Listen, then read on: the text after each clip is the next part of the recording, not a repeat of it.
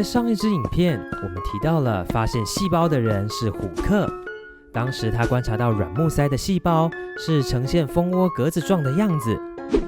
狐狸猫这个时候感到很好奇，难道我们平常常见的生物体内的细胞也都是长这个样子吗？还是这些细胞的外形跟大小会有不同呢？通常来说，一般在生物体内的细胞是很小的，所以我们必须要用之前学过的显微镜来做观察。但有一些细胞是大到可以用肉眼就能够观察到的，像是鸡蛋、鸭蛋，甚至是鸵鸟蛋。而刚刚说到这些单一一颗蛋，其实都是由一个细胞所形成。其实细胞的种类众多，大部分的外形都各不相同，而且多数的细胞通常体积都很小。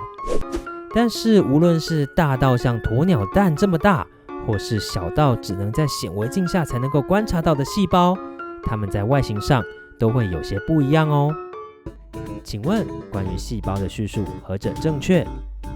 A. 细胞只能在显微镜下观察到。 B. 鸡蛋里面只有一个细胞。 C. 细胞的形状很单一。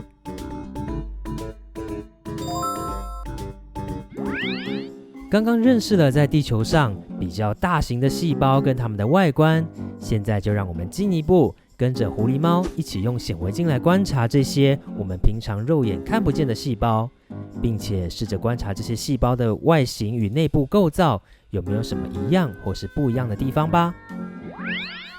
今天狐狸猫的老师准备了5种不一样的动植物体细胞玻片标本，分别有口腔皮膜细胞、红血球细胞、洋葱表皮细胞、水蘊草叶子细胞以及叶的下表皮细胞等等，还有富士显微镜，准备来观察这些玻片标本。老师请大家观察这些细胞的特征，至于这些细胞的功能跟构造，则会在后续的章节跟大家介绍哦。在看这个影片的同学，如果忘记怎么操作显微镜的话，也可以去看看第1章的显微镜操作与观察影片哦。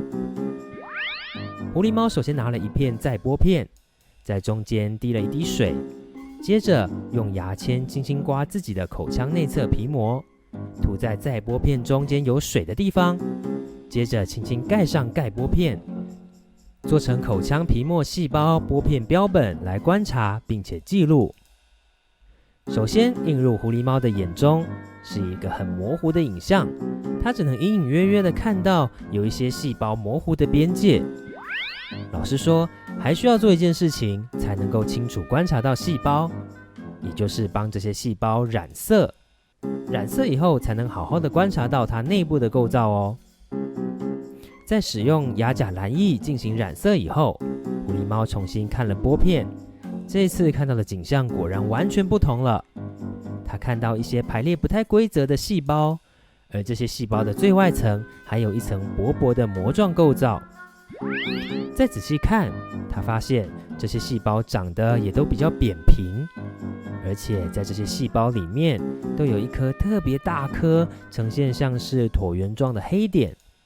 他觉得这个黑点应该是细胞很重要的结构，不知道它到底有什么样的功能呢？老师看完狐狸猫的画还有描述以后，觉得狐狸猫表现很好，抓到了大部分的特点。称赞完狐狸猫以后，老师接着说，一般的细胞最外层都会有一层膜状的构造，我们把它称作细胞膜。在其中有一个最容易被辨认的构造，就是细胞核，也就是狐狸猫看到的椭圆黑点，它是整个细胞的核心哦。接着狐狸猫第2个选了红血球的细胞玻片标本做观察，此时的细胞感觉跟同样是动物的口腔皮膜细胞有很明显的不同，它看起来是圆盘状的外形，正中央看起来白白的。狐狸猫感觉这个白白的部位应该有一个特殊的秘密，至于是什么秘密，老师下节课会跟大家做介绍哦。看完了动物体的细胞以后，接下来就是换观察植物细胞的时间啦。老师请大家同时去观察洋葱表皮细胞，还有水蘊草叶子细胞，它们一样跟不一样的地方。一开始，老师先让大家看看没有染色的洋葱表皮细胞，以及有染色过的洋葱表皮细胞之间的差异。没有染色的洋葱表皮细胞，颜色是呈现偏透明的。而在染色过后的细胞内部，可以看到明显的黑点状细胞核。再来，老师请大家观察染色过的洋葱表皮细胞以及水蘊草细胞的差别。在仔细看过以后，狐狸猫觉得很神奇，因为这两种细胞，它们的排列方式明显的比动物细胞都还要来得整齐。狐狸猫心想，这就好像是在细胞的外面有什么东西把它们框了起来，让细胞的形状比较规则，是不是有什么特殊的构造？难道这只有植物细胞才有的吗？在继续观察过后，狐狸猫发现，在水蘊草细胞中没有观察到黑点，只看到一颗一颗绿色的颗粒在细胞中缓缓地移动。老师接着说在显微镜下是看不到水蘊草细胞的细胞核的，因为在水蘊草当中有很多绿色颗粒状的叶绿体把细胞核给挡住了。而且这些叶绿体会移动，是因为在细胞中存在着胶状的细胞质，所以在细胞内的物质是会跟着在其中缓缓移动的哦。而且其实不止植物细胞，在动物细胞内也有细胞质哦。最后就只剩下叶子的下表皮细胞要观察咯。狐狸猫重复着操作显微镜的步骤，在这个玻片当中，它看到了一个很像嘴巴的构造，是由两片像是新月的物体组合而成的构造。狐狸猫觉得这个构造中间的孔洞，是不是真的跟嘴巴一样，会有物质的进出呢？这些细胞的各种形状跟构造，是不是都有什么不一样的形成原因呢？这些都是我们会在接下来的章节介绍给狐狸猫还有各位知道的哦。请问关于细胞观察的描述何者正确？ A. 植物细胞排列比动物细胞整齐。 B. 通常使用解剖显微镜来做观察。 C. 通常观察得到细胞核、细胞质、细胞膜。